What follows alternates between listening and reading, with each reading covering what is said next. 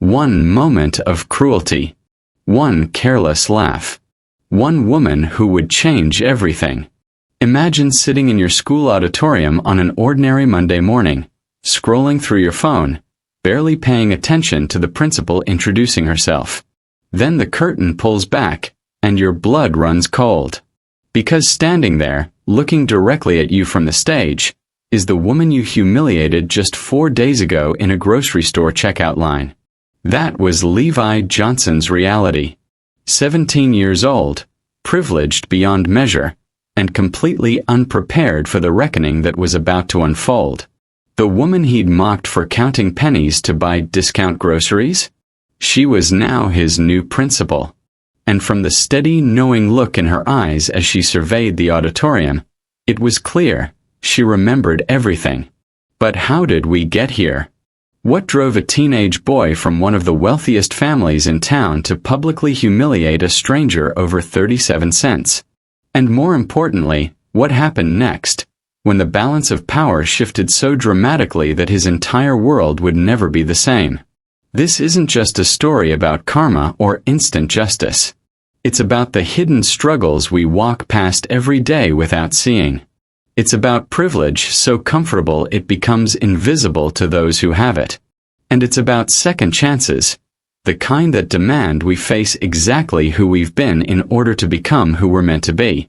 If you've ever said something you regretted, ever judged someone without knowing their story, or ever wondered whether people can truly change, you'll want to hear this story. Hit subscribe so you don't miss what happens next, because Levi's journey from that grocery store to that auditorium, and beyond, will challenge everything you think you know about accountability, empathy, and redemption. This is the story of how one Thursday evening changed 2 lives forever. And it starts with a boy who had everything except the one thing that mattered most. Levi Johnson's custom Mercedes G-Wagon sat in the Westridge High School parking lot like a declaration. Matte black 22-inch rims, a sound system that cost more than some families spent on rent. At 17, he'd never questioned why he had it or whether he deserved it. It was just there like everything else in his life, expected, automatic, unremarkable. His father owned a chain of luxury car dealerships that stretched across 3 states. His mother flipped mansions the way other people flipped pancakes, her face smiling from billboards across the city's wealthiest neighborhoods. The Johnson family didn't just have money. They had the kind of wealth that opened doors before you even reached for the handle. Levi's typical day reflected this reality in 1,000 small ways he never noticed. Designer hoodies that appeared in his closet without him shopping for them. The latest iPhone upgrading in his hand every September like clockwork. Lunch money that was actually a black credit card with no limit, used to buy overpriced smoothies and imported energy drinks for himself and his friends. He'd never looked at a price tag in his life. Why would he? At Westridge High, Levi moved through the halls with the easy confidence of someone who'd never faced real consequences. He was a decent student. B's and occasional A's that came easily enough with expensive tutors on standby. The basketball team's starting shooting guard, though he'd be the first to admit he made the cut partly because his dad had donated the new gymnasium. Popular but not in a mean-spirited way. He wasn't a bully, at least not in the traditional sense. He just didn't see people who existed outside his bubble. His inner circle reflected his world perfectly. There was Marcus, whose family owned half the commercial real estate downtown. Aiden, a tech entrepreneur's son who drove a Tesla and talked about his portfolio. And Trevor, whose parents were both surgeons and who somehow made even that seem casual. They were good kids mostly. They volunteered when it looked good on college applications. They were polite to teachers. They just lived in a reality so insulated from struggle that poverty seemed like something that happened in documentaries, not in their own city. Thursday afternoons meant basketball practice, where Levi felt most alive. The squeak of sneakers on polished hardwood, the satisfying swish of a three-pointer, the easy camaraderie with teammates who spoke his language of privilege without ever acknowledging it. Coach Morrison pushed them hard, but even that had limits. When your starting lineup's parents collectively donate 6 figures annually, discipline has guardrails. After practice that particular Thursday, Levi and his friends had piled into his Mercedes, music thumping, still riding the high of a good scrimmage. Someone suggested SaveMart for drinks and snacks. Ironic, really, that kids with unlimited funds chose the discount grocery store, but it was close and convenient. They burst through the automatic doors with the unconscious entitlement of people who'd never been told to quiet down, never been made to feel they didn't belong anywhere.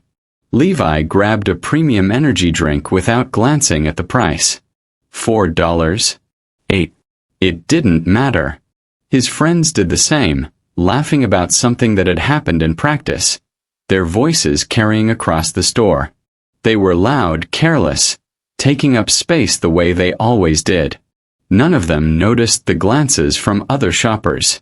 The tired mother comparing generic cereal prices. The elderly man carefully counting items to stay within budget. The store employees who'd learned to watch wealthy teenagers a little more closely. Levi's world was comfortable, predictable, and completely unchallenged. He had no idea that in the checkout line just ahead, his universe was about to tilt on its axis. Sometimes the most profound changes begin in the most ordinary places.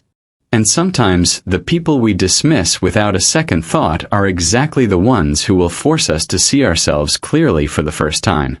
The fluorescent lights of SaveMart cast everything in that particular shade of clinical white that makes 6 p.m. feel like midnight. Shopping carts rattled across scuffed linoleum floors. A tired voice over the intercom announced a price check on aisle 7. It was the kind of everyday scene that plays out in thousands of grocery stores across America every evening. Unremarkable, forgettable, ordinary. Levi and his friends made their way to the checkout lanes, arms full of expensive energy drinks, imported chips, and protein bars that cost more per ounce than steak. They were still buzzing from practice, their voices bouncing off the ceiling tiles as they debated whether Saturday's party would be at Marcus's lake house or Aiden's parents' estate. The choice between 2 mansions. That was their version of a dilemma. That's when Levi noticed her in the line ahead of him. A woman, probably late 40s, dressed in business casual attire that had seen better days. A blazer that was professionally pressed but slightly worn at the cuffs. Sensible shoes that prioritized comfort over style. Her hair was pulled back in a simple ponytail, and there was a weariness in her posture that spoke of long days and longer nights. To Levi, she was just another stranger, barely worth noticing. But her shopping basket told a different story. One Levi would have understood if he'd ever learned to read such things. Store-brand pasta in the plain white packaging that screamed, budget option. 2 cans with visible dents, pulled from the discount shelf where damaged goods went to find second chances. Day-old bread marked down 50%. The bright orange sticker a small badge of financial necessity. The cheapest cuts of meat available. The kind that required slow cooking and patience to make tender. A single can of soup. Generic coffee. No extras, no treats, no indulgences. Just survival mathematics, calculated to the penny. The cashier, a middle-aged woman who'd seen the scene play out countless times, began scanning items with practiced efficiency. Beep, beep, beep. Each sound marking another small expense, another careful choice. The woman pulled out a small coin purse, the kind with a clasp that snapped. She began counting change with the careful attention of someone for whom 37 cents actually mattered. Quarters first, then dimes, nickels, pennies. Her lips moved silently, tracking the total. The cashier announced the amount, $23.47. The woman counted again, her fingers moving deliberately through the coins. Once, twice. The line behind her grew. A man sighed audibly. Someone's phone buzzed. The fluorescent lights hummed their endless monotone song. I'm 37 cents short, the woman said quietly, her voice steady despite the situation. Let me just. That's when Levi laughed. Not a chuckle. Not a private smirk shared with a friend. A full, loud laugh that cut through the grocery store ambience like breaking glass. The sound drew eyes from 3 lanes over. Guess someone should have checked their budget before shopping, he announced, his voice dripping with casual cruelty. He pulled out his black credit card, the one with no limit, the one his parents had given him for emergencies that he used for everything, and held it up with exaggerated flair, making sure his friends could see. Must be rough counting pennies. His friends snickered. Marcus muttered, brutal dude. Trevor was already pulling out his phone, probably texting someone about the scene. The moment had become entertainment, a story to share, a way to feel superior without even realizing that's what they were doing.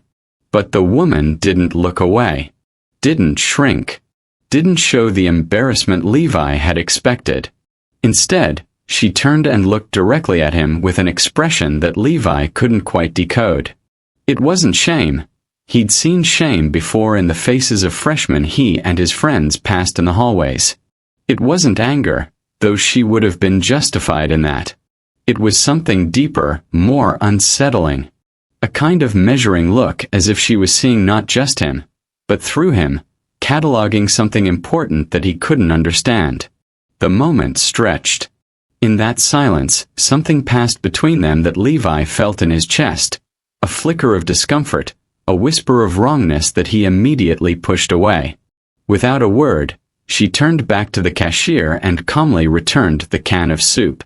This will cover it, she said, her voice betraying nothing. She paid, gathered her bags with dignity and tact, and walked toward the exit. Levi watched her go, that strange feeling still flickering somewhere beneath his ribcage. Dude, that was savage, Marcus said, clapping him on the shoulder. Did you see her face? Aiden added, laughing. The cashier rang up their items without comment, though Levi thought he caught judgment in her eyes. Or maybe he imagined it. His card reader beeped its approval. Transaction complete, no budget required, no counting necessary. By the time they reached his Mercedes, music already blasting as they pulled out of the parking lot, Levi had already forgotten the woman's face. Just another stranger, another moment, another Thursday evening disappearing into the rearview mirror of his comfortable life. He had no idea he'd just mocked his future principal. No idea that Thursday evening would become the moment that divided his life into before and after. No idea that the woman's unreadable expression was her deciding exactly how she would handle him when the time came. Some moments seem insignificant as they happen. It's only later, when consequences arrive, that we understand what we've actually done. But Levi didn't know who she was.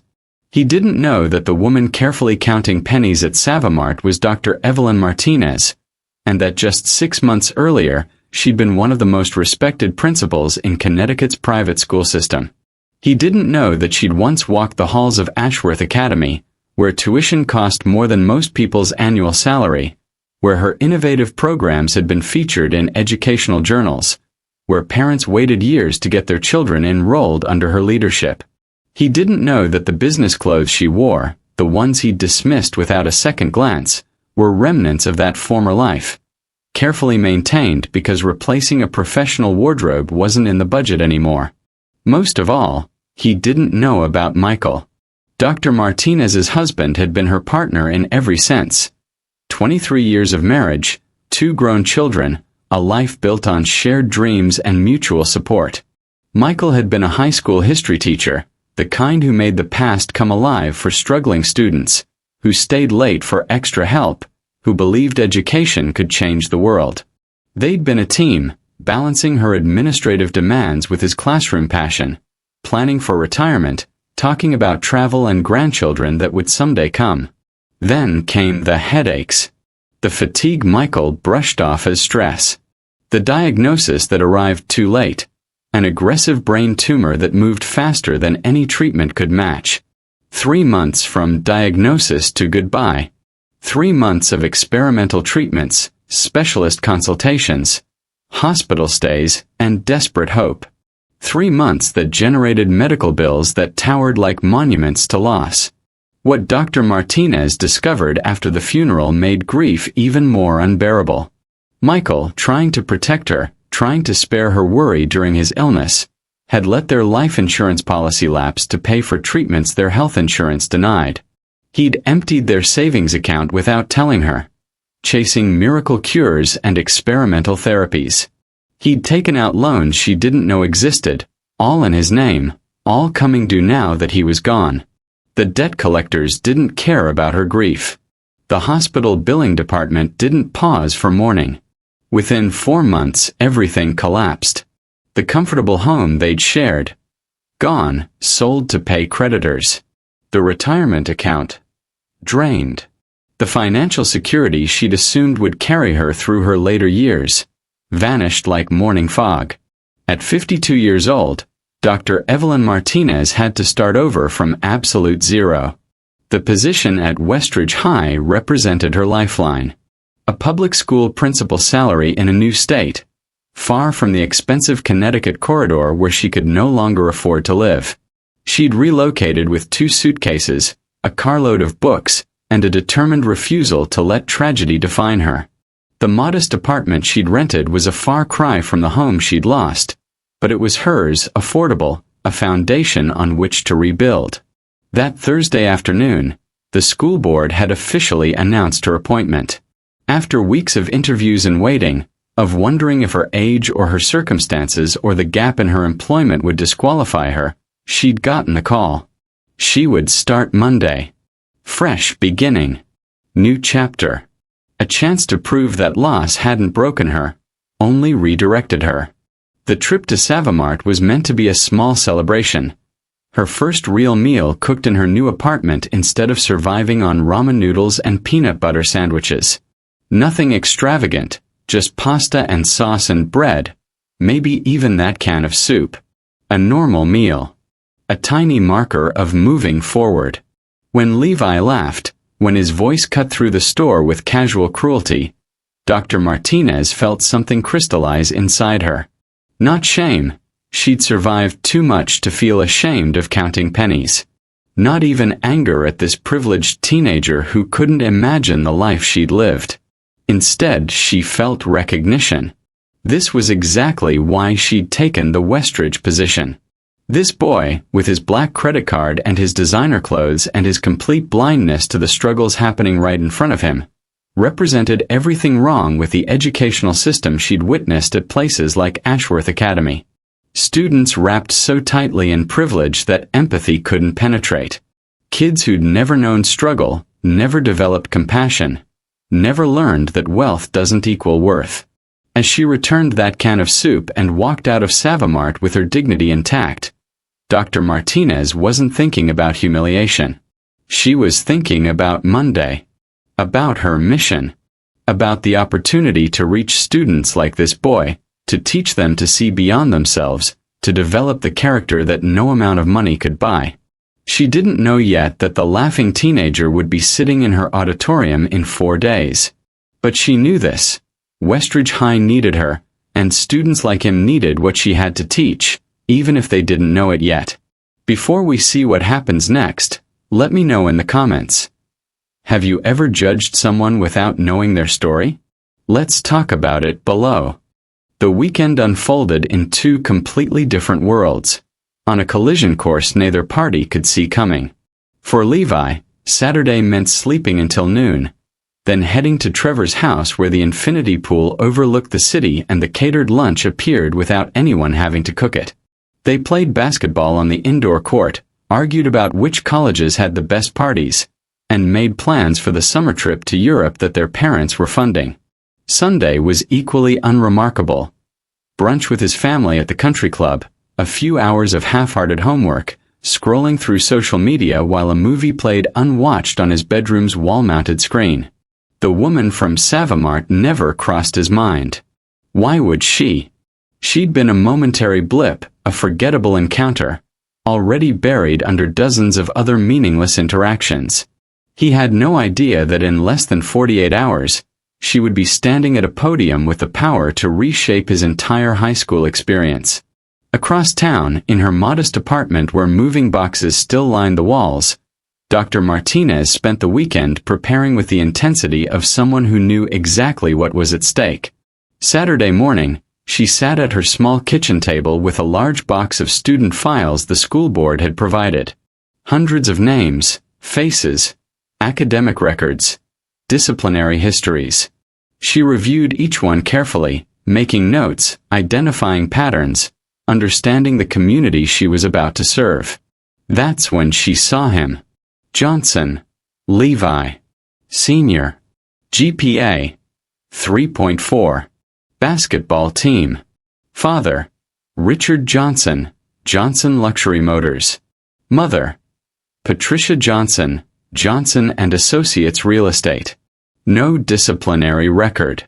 Teacher comments, bright when engaged, could apply himself more, coasts on natural ability. The school photo showed a handsome kid with an easy smile, the kind of confidence that came from never being told no. She stared at that photo for a long moment, recognition clicking into place. The boy from SaveMart. Of course. It made perfect sense. Dr. Martinez didn't write anything special in his file, didn't mark him for particular attention. But she studied his record more carefully than most, understanding now the context of his cruelty. This was a kid who'd never struggled, never wanted, never had to develop the empathy that hardship teaches. He wasn't evil. He was unconscious. And that, she believed, could be changed. Sunday, she crafted her introduction speech with care. She wanted to set the tone immediately. This would not be a school where privilege went unchallenged, where students could coast on their parents' wealth and connections. Westridge needed a culture shift, and it would start with her first words to the student body. She wrote and rewrote her opening remarks, testing different approaches, finally settling on a message about character, accountability, and the power of empathy. She practiced in front of her bathroom mirror, refining her delivery, making sure every word carried weight. Sunday night, as darkness settled over the city, two people prepared for Monday in very different ways. Levi set out his clothes without much thought. Designer jeans, a hoodie that cost more than Dr. Martinez's weekly grocery budget. He charged his phone, packed his basketball gear, thought vaguely about a history essay due Wednesday that he hadn't started. Just another Monday. Just another week in a life that had never surprised him. Dr. Martinez laid out her best suit, the one she'd worn to interviews, the one that still carried authority despite its age. She reviewed her notes one final time, set her alarm early, and sat in the quiet of her apartment feeling the weight of new beginnings. Tomorrow she would meet her students. Tomorrow she would begin the work of transformation she'd committed her life to.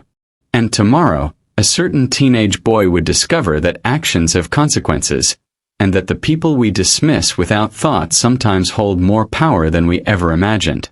Neither of them slept particularly well that night, though for entirely different reasons. Levi rolled into the Westridge High parking lot at 7:47 a.m., 13 minutes late, a venti caramel macchiato from the expensive coffee shop downtown sweating condensation in his cup holder. Traffic had been bad, or maybe he'd hit snooze one too many times. Either way, tardiness was a habit the school had long since stopped trying to correct. A warning here, a detention there that his parents' donations somehow made disappear. The system had taught him that rules were flexible when you had the right last name. He grabbed his coffee and his backpack, nodding to a few friends in the parking lot as he strolled toward the building. Monday morning energy at Westridge was always sluggish. Students shuffling through hallways with the resigned fatigue of people facing 5 days until freedom. Levi slid into his homeroom just as the bell rang, earning an exasperated look from Mrs. Patterson that he met with an apologetic shrug and his most charming smile. The morning announcements crackled to life over the ancient intercom system. The outgoing principal, Mr. Hendricks, who'd been coasting toward retirement for the past 3 years, delivered his usual monotone updates. Cafeteria menu. Basketball game schedule. Reminder about parking passes. Levi scrolled through Instagram, double-tapping photos without really seeing them. The announcements just white noise. Then Mr. Hendricks's voice shifted, taking on a slightly more formal tone. And finally, students, as many of you know, today marks my last week before retirement. It is my pleasure to introduce Westridge High's new principal, Dr. Evelyn Martinez, who comes to us with an impressive background in educational leadership. All students and staff are required to attend a special assembly in the auditorium at 9 a.m. to meet Drive Martinez officially. Thank you, and please give her the Westridge welcome she deserves. Levi groaned along with half the class. An assembly meant missing third period, which was fine, but it also meant sitting in uncomfortable auditorium seats listening to some administrator drone on about expectations and school spirit. Still, mandatory was mandatory even for him. By 8:55, the auditorium was filling with the controlled chaos of 1,000 teenagers being herded into assigned sections. Levi and his basketball teammates claimed their usual territory. Back row, far right, where teachers' sightlines were weakest and where they could scroll through phones without being too obvious about it. The auditorium itself was classic American high school. Worn velvet seats that had seen decades of students, scuffed floors, a stage with heavy curtains that probably hadn't been updated since the 1980s. Overhead lights buzzed. Students chattered. Teachers lined the walls like sentries, arms crossed, already looking tired. Think the new principal will be better than Hendricks? Marcus asked, slouching in his seat. Bar's pretty low, Trevor muttered. Hendricks basically sleepwalked through the last 3 years. Levi wasn't really listening. He was texting Aiden about Saturday's party, his coffee balanced on his knee, only half aware of the principal walking onto the stage to do introductions. Mr. Hendricks's voice boomed through the microphone, something about change and new directions and how fortunate Westridge was to have attracted such qualified leadership. Standard administrative speak that Levi had heard 1,000 variations of throughout his school career. Please join me in welcoming Dr. Evelyn Martinez. Polite applause rippled through the auditorium. The curtain began to pull back, and Levi's entire world stopped. The woman who stepped onto that stage, who walked with quiet authority to the podium, who surveyed the assembled student body with sharp, intelligent eyes. It was her. The woman from SaveMart. The woman he'd mocked. The woman whose pennies he'd laughed at while flourishing his credit card like some kind of trophy. His phone slipped from his suddenly nerveless fingers, clattering onto the auditorium floor. The sound seemed impossibly loud in his own ears, though no one else noticed. His coffee nearly followed, saved only by Marcus's quick reflexes. "Dude, you good?" Marcus whispered. Levi couldn't answer. Couldn't breathe. His heart was suddenly hammering against his ribs like it was trying to escape. Heat flooded his face, that mortifying, uncontrollable flush that started at his collar and crept upward. His hands went clammy. His throat closed. No, this couldn't be happening. But it was happening. She was standing there, composed and professional in a dark suit. Her hair styled differently than Thursday evening but unmistakably the same woman. The woman who'd counted pennies while he'd counted his own superiority. The woman who'd looked at him with that unreadable expression that had unsettled him for exactly 3 seconds before he dismissed it entirely. She wasn't dismissible anymore. "Good morning, Westridge," Dr. Martinez began, her voice carrying across the auditorium with natural authority.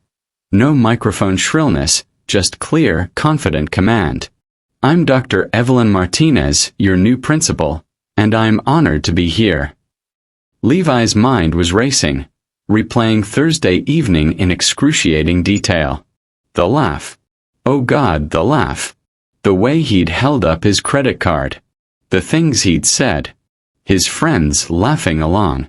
her face as she'd turned away. "I believe in second chances," Dr. Martinez continued, pacing slowly across the stage, her gaze sweeping the auditorium. "I believe in growth, in the transformative power of education, in the potential every single student in this room possesses." She paused and Levi swore, absolutely swore. Her eyes found him in the back row. "Just for a heartbeat. Just long enough. But I also believe in accountability," she said, her tone sharpening just slightly. "I believe in empathy. I believe that character isn't about what we do when people are watching.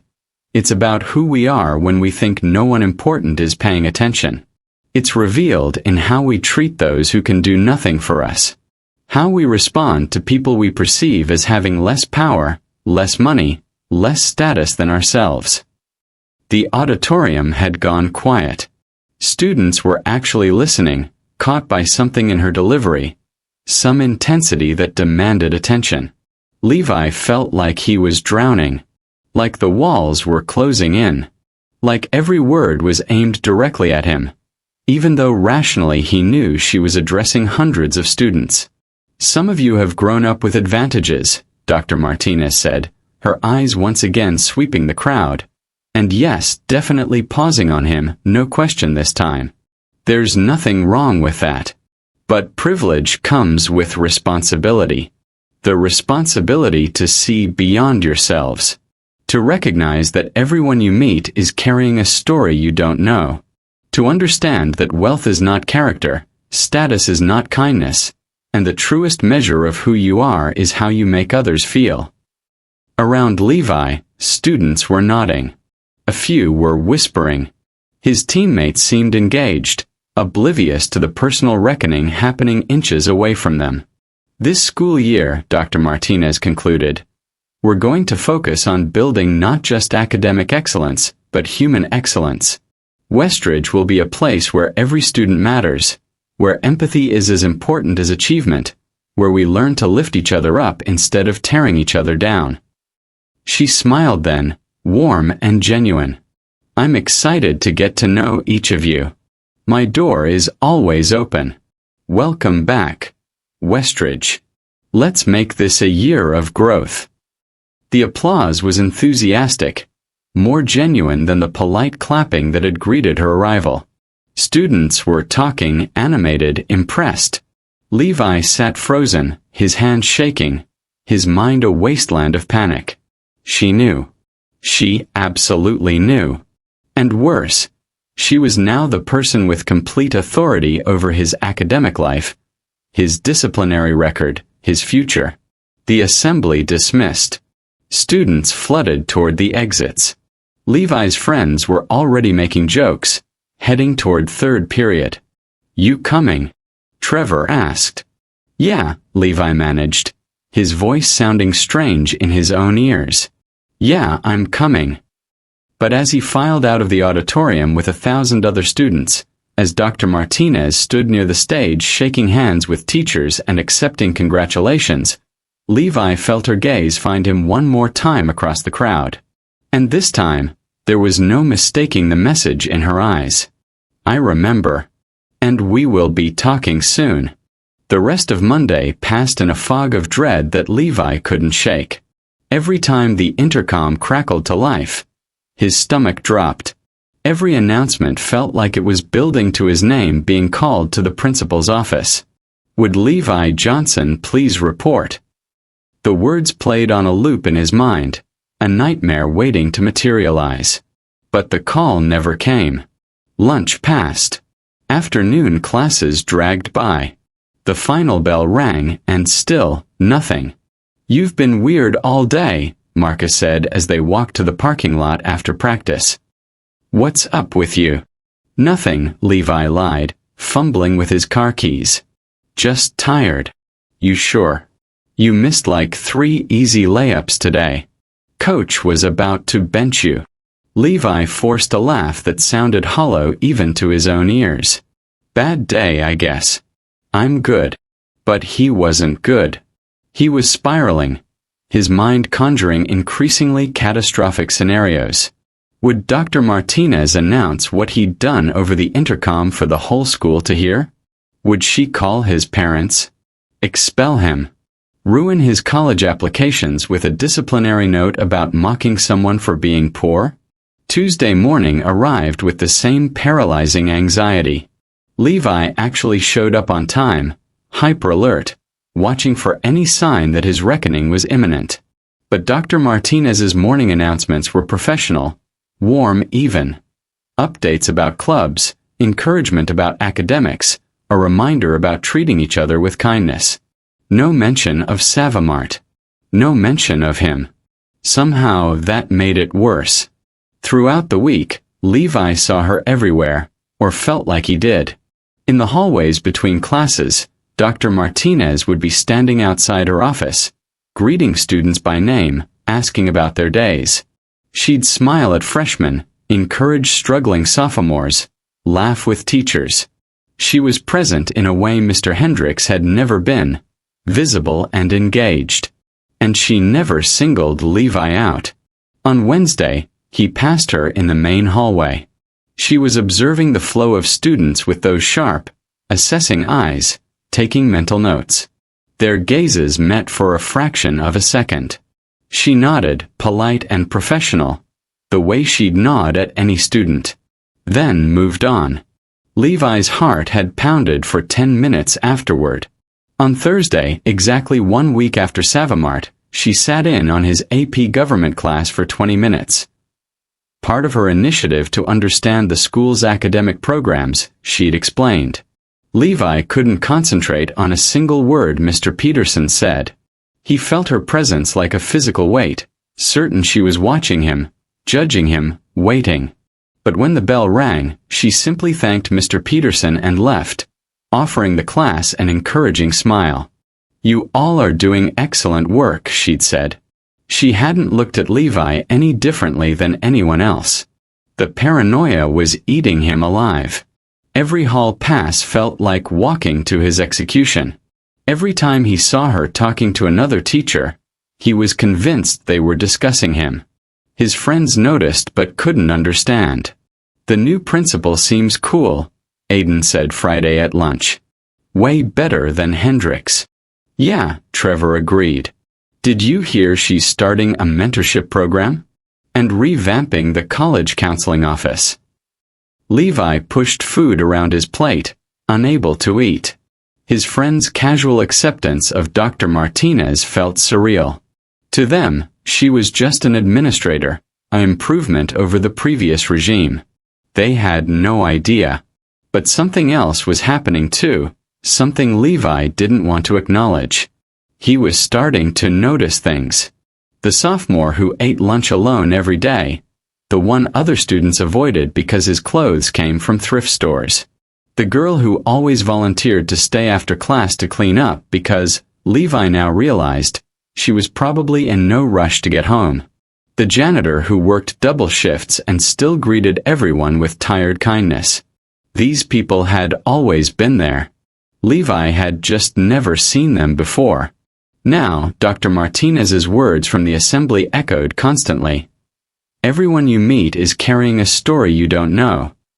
Friday afternoon, as he was leaving school, Levi saw Dr. Martinez in the parking lot helping a student whose car wouldn't start. She was in her professional clothes, but she'd rolled up her sleeves and was peering under the hood alongside the kid, problem-solving, laughing when they got grease on her hands. The student was clearly embarrassed, an old beat-up sedan that contrasted sharply with the luxury vehicles filling the lot. But Dr. Martinez treated it with the same attention she'd give anything else.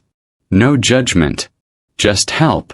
Levi sat in his Mercedes, watching through his windshield, unable to look away. When would she call him in? When would she confront him about Thursday evening? The waiting was torture, the uncertainty worse than any punishment could be. What Levi didn't understand yet was that Dr. Martinez wasn't making him wait as some cruel power play. She was observing, assessing, choosing her moment carefully. She'd spent her career understanding that true teaching isn't about humiliation or revenge. It's about creating the conditions for genuine growth. and she was waiting for the exact right moment to create those conditions for Levi Johnson. The call would come. But first, he needed to marinate in his own awareness, to start seeing what he'd been blind to his entire life. Only then would he be ready to hear what she had to say. The summons came during third period on the following Monday, 2 weeks after the assembly. Levi Johnson, please report to Principal Martinez's office immediately. The words crackled through the intercom, and Levi felt the bottom drop out of his stomach. Around him, classmates exchanged glances, the kind that said someone's in trouble. His hands went cold. This was it. The reckoning he'd been dreading for 14 days. The walk to the main office felt like a death march. Each step down the hallway echoed too loudly. Students passed by, oblivious to his internal panic. By the time he reached the administration suite, his heart was hammering so hard he wondered if Dr. Martinez would hear it. The secretary, Mrs. Chen, nodded toward the principal's door. "She's expecting you. Go on in." Levi knocked, his knuckles barely making a sound. "Come in, Levi." Dr. Martinez's office was nothing like Mr. Hendrix's had been. Where the old principal had maintained a cluttered museum of sports memorabilia and dusty books, Dr. Martinez had created a space that felt both professional and welcoming. Bookshelves lined with educational texts and what looked like personal photographs. A small plant on the windowsill. 2 comfortable chairs facing her desk instead of the intimidating setup Hendrix had preferred. She sat behind her desk, hands folded, her expression unreadable. Not angry. Not cold. Just present. "Please, sit down." Levi sat, perched on the edge of the chair, unable to meet her eyes. The silence stretched. Dr. Martinez let it hang there, and Levi realized with growing discomfort that she was waiting for him to speak first. When he couldn't, she leaned forward slightly. "Do you know why you're here, Levi?" His throat was dry. "SaveMart," he managed, the word barely audible. "SaveMart," she confirmed. 2 weeks ago. Thursday evening. You laughed at me for being 37 cents short on my groceries. Do you remember what you said? The shame hit him like a physical force. "Guess someone should have checked their budget before shopping," he quoted, his own words tasting like poison. I'm sorry. I didn't. I mean, I shouldn't have." "No," Dr. Martinez said, her voice calm but firm. "You shouldn't have. But I didn't call you here for an apology, Levi. I called you here because I want you to understand something." She stood, walked to the window, looked out over the parking lot where his Mercedes sat among dozens of other vehicles. That evening I had just received the news that I'd gotten this job. After months of uncertainty, of rebuilding my life from nothing, I finally had a fresh start. I went to SaveMart to buy ingredients for a real meal, the first one I'd cook in my new apartment. Do you know why I was counting pennies? Levi shook his head, afraid to speak. Because 6 months ago, my husband died suddenly. Brain cancer. He left me with hundreds of thousands of dollars in medical debt I didn't know existed. I lost everything. Our home, our savings, our life insurance. At 52 years old, I had to start completely over. She turned back to face him, and Levi saw something in her eyes that made his chest tight. Not pity for herself. Not anger at him. Something deeper. Those pennies you mocked? They represented careful budgeting, sacrifice, and the dignity of making my money stretch to feed myself properly for the first time in weeks. I didn't know, Levi whispered, horror washing over him. I'm so sorry, Dr. Martinez. I didn't. Of course you didn't know, she said, returning to her seat. That's exactly the point. You didn't know my story, just like you don't know the stories of countless people you encounter every day. The question is, should that matter? Should we only treat people with kindness when we know their full circumstances? The question hung in the air. Levi had no answer that didn't make him sound like exactly what he'd been. Privileged, thoughtless, cruel. "I'm not going to punish you, Levi," Dr. Martinez said, and he looked up in surprise. "I'm not going to call your parents or put this in your disciplinary record.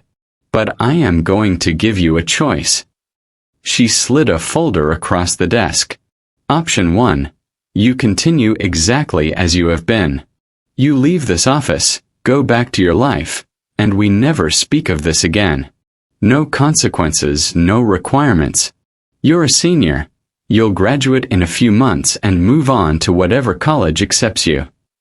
She paused, letting that option settle. Option 2. You accept a challenge.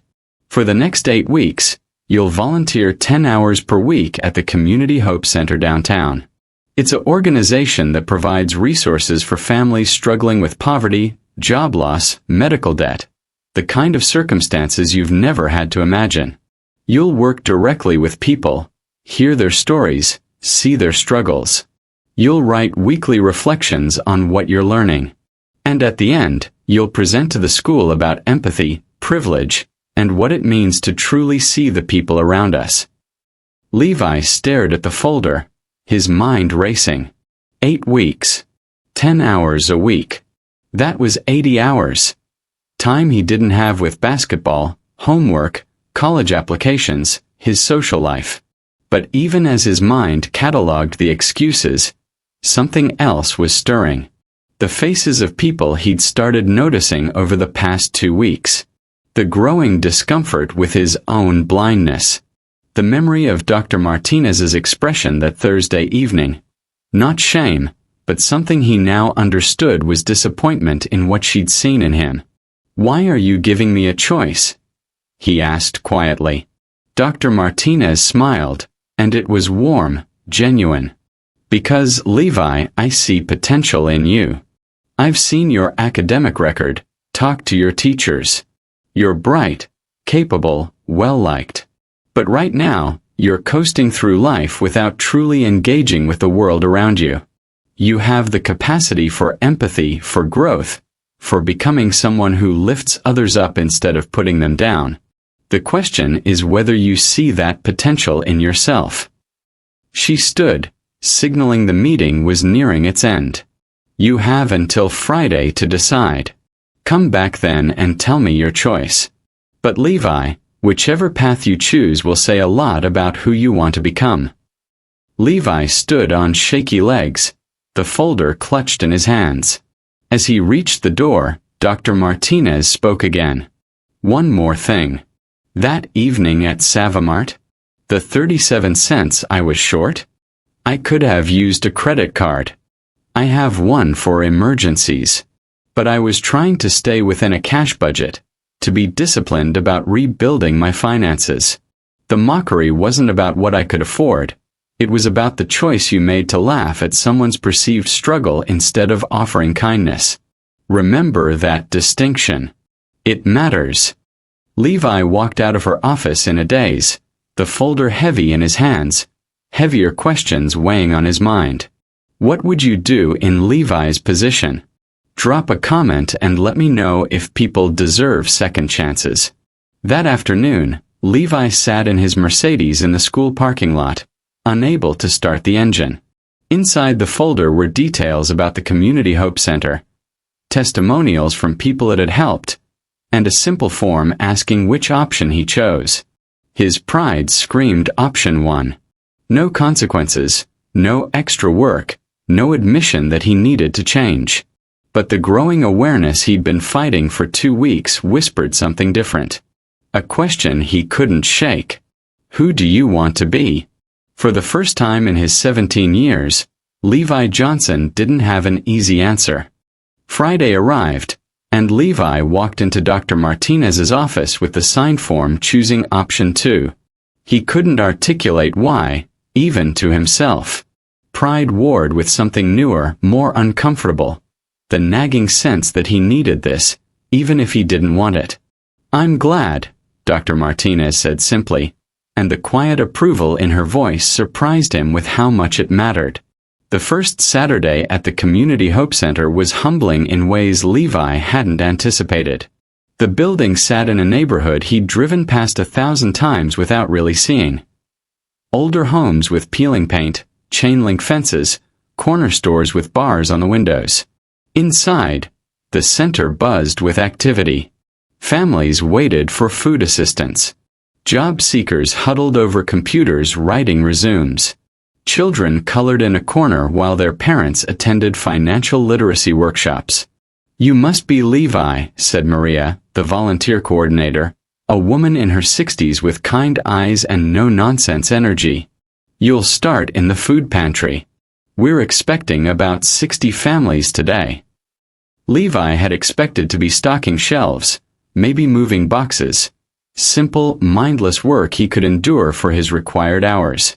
Instead, Maria stationed him at the intake desk, where he had to look people in the eye, ask about their family size, their dietary restrictions, their needs. The first family was a young mother with 2 small children clinging to her legs. She couldn't have been more than 25, exhausted in a way that went beyond physical tiredness. As Levi helped her fill out the form, the younger child asked, "Mama, can we get the cereal with the toy?" "We'll see, baby," she said, and Levi heard the evasion parents use when the answer is no but they can't bear to say it. Something cracked open in his chest. By the 3rd hour, he'd met a grandfather raising his grandkids after their parents overdosed. A veteran who'd been laid off and was 3 weeks from eviction.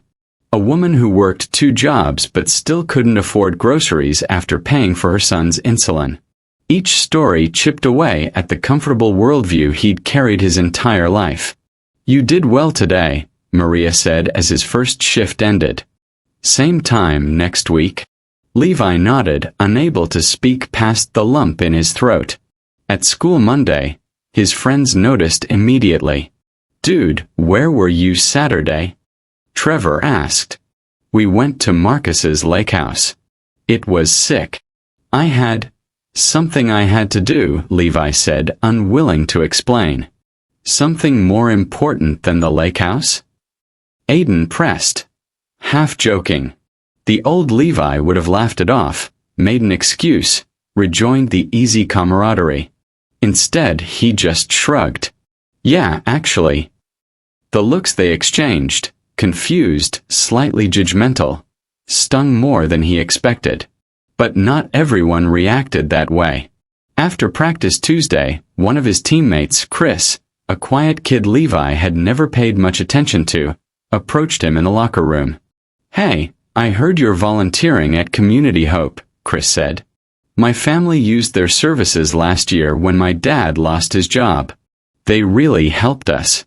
That's cool that you're giving back."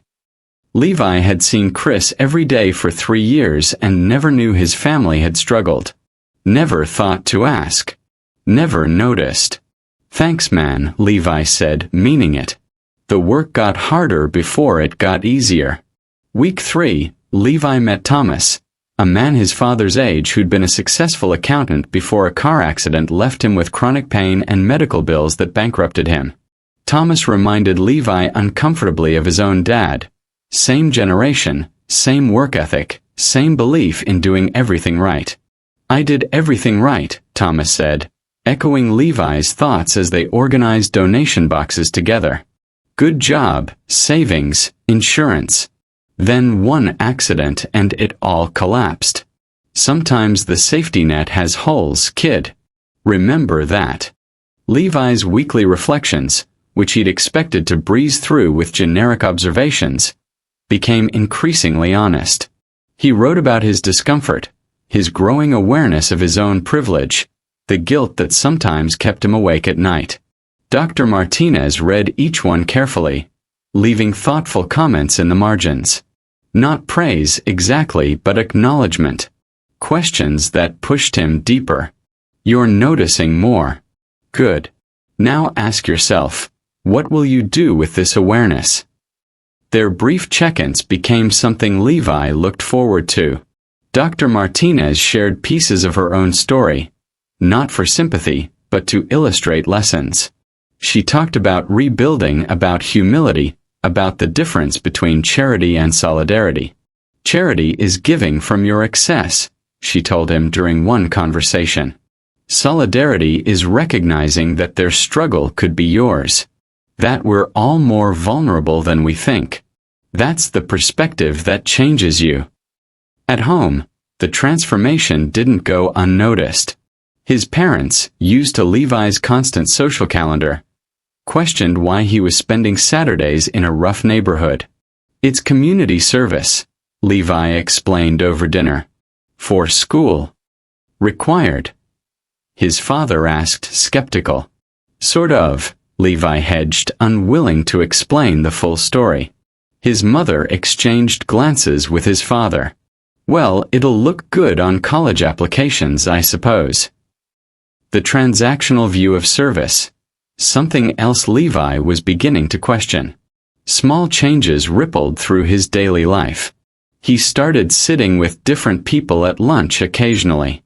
Noticed when classmates seemed stressed or struggling. Used his car to give rides to teammates whose parents couldn't always pick them up. Small acts, but intentional ones. Marcus noticed. You've been weird lately, he said, not unkindly. Everything okay? Yeah, Levi said. I think I'm just figuring some stuff out. By week 6, something fundamental had shifted. The discomfort hadn't disappeared. Facing his privilege still felt awkward. Admitting his previous blindness still stung. But the work at Community Hope no longer felt like obligation. The people there weren't projects or learning experiences. They were people. With stories, dignity, struggles, and strength. Maria pulled him aside after his shift. You've changed, she observed. First day you looked terrified. Now you look present. I feel different, Levi admitted. Good different. He thought about it. Uncomfortable different. But maybe that's good. Maria smiled. The best growth usually is. 2 weeks remained before his presentation. 2 weeks to figure out how to articulate what he'd learned to a school full of students who were exactly who he'd been 10 weeks ago. The thought terrified him. But for the first time, Levi Johnson was beginning to understand that some discomfort was worth facing. The auditorium was packed on presentation day, the same space where Levi's world had tilted on its axis 8 weeks earlier. But this time, he wasn't hiding in the back row. He was standing on the stage, a PowerPoint behind him, his heart pounding for entirely different reasons. Dr. Martinez sat in the front row, her expression encouraging but neutral. Around her, hundreds of students waited with varying degrees of interest. His friends were scattered throughout. Marcus and Trevor looking supportive but uncertain, Chris giving him a thumbs up. Levi took a breath and began. 8 weeks ago I thought I knew who I was, he said, his voice steadier than he felt. I thought being successful meant having money, wearing the right clothes, driving the right car. I thought the people I passed in grocery stores, on street corners, in waiting rooms, I thought their struggles had nothing to do with me. He clicked to the first slide, a photo he'd taken at Community Hope, with permission. A grandmother and grandson selecting groceries from the pantry. Then I met Margaret. She's 73 and raising her 8-year-old grandson because his parents can't. She worked as a teacher for 40 years, retired with a pension she thought would be enough. Then her daughter got sick, medical bills piled up, and suddenly Margaret was choosing between her medication and feeding her grandson. Another slide. Another story. Thomas, the accountant. Sarah, the young mother. Veterans, teachers, factory workers. People who'd done everything right and still ended up needing help. I learned that the safety net we assume exists has holes, Levi continued. That one accident, one illness, one layoff can change everything. That the only difference between many of us and the people I met at Community Hope is luck and circumstance. He paused, making eye contact with his classmates. I also learned that I was cruel without even realizing it. That mockery, even casual mockery, causes real harm. That every person we encounter is carrying a story we don't know, fighting battles we can't see. The auditorium was quiet now, genuinely listening. Privilege isn't something to feel guilty about, Levi said, echoing words Dr. Martinez had shared with him. But it is something to be aware of. To use responsibly. To recognize so we can choose empathy over judgment, solidarity over superiority. His final slide was simple text. Character is how we treat those who can do nothing for us. Dr. Martinez said that in her first assembly, Levi said, looking directly at her. I didn't understand it then. I do now. The applause that followed was genuine, thoughtful. Students approached him afterward with questions, sharing their own stories of family struggles they'd kept hidden, asking about volunteer opportunities. Dr. Martinez waited until the crowd thinned, then approached with a small smile. Well done, Levi. Truly. Thank you, he said, for giving me the choice. For seeing something in me I didn't see in myself. You did the work, she said. I just provided the opportunity. What you do with it now, that's up to you. What Levi did with it surprised even himself. He continued volunteering at Community Hope beyond his required hours. He started a club at Westridge connecting students with community service opportunities. He changed his college application essay to reflect what he'd learned, writing honestly about his growth rather than polishing his achievements. His relationship with Dr. Martinez evolved from antagonist to mentor to something like mutual respect. She pushed him, challenged him, refused to let him coast. He rose to meet those challenges. Under her leadership, Westridge itself was changing. New programs supported students from all economic backgrounds. The culture shifted toward inclusivity, empathy, actual community rather than just coexistence. It wasn't perfect. No school is, but it was better. 3 months later, on a random Thursday evening, Levi found himself back at SaveMart picking up groceries for a Community Hope family whose car had broken down. In the checkout line ahead of him, an elderly man was counting change, coming up short. Levi didn't laugh, didn't smirk, didn't pull out his credit card with flourish. Instead, he quietly stepped forward. I've got it, he said gently, handing the cashier a 20. Keep the change. The man looked at him with surprise and gratitude. Thank you, son. That's very kind. Just paying it forward, Levi said. As he loaded groceries into his car, the same Mercedes that had once been a symbol of thoughtless privilege but was now just a vehicle he happened to drive, Levi thought about how far he'd come. Not perfect. Still learning. Still uncomfortable sometimes with what he saw when he looked honestly at the world. But present. Aware. Trying. And maybe, he thought, that was the point. Not to achieve some perfect state of enlightenment, but to keep showing up, keep learning, keep choosing empathy over judgment. Dr. Martinez had given him a second chance. He was determined to make it count. This story reminds us that our worst moments don't have to define us. That growth is possible when we're willing to face uncomfortable truths. That empathy isn't weakness. It's the strength to see beyond ourselves and recognize our shared humanity. If this message resonated with you, smash that like button and subscribe for more stories that matter. Share this with someone who needs to hear it, and tell me in the comments what lesson you're taking away from Levi and Dr. Martinez's story.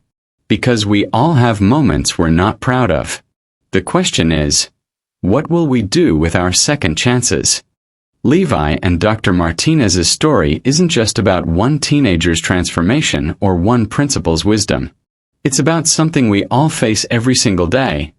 The choice between judgment and empathy, between seeing people as obstacles or as human beings with stories we haven't heard.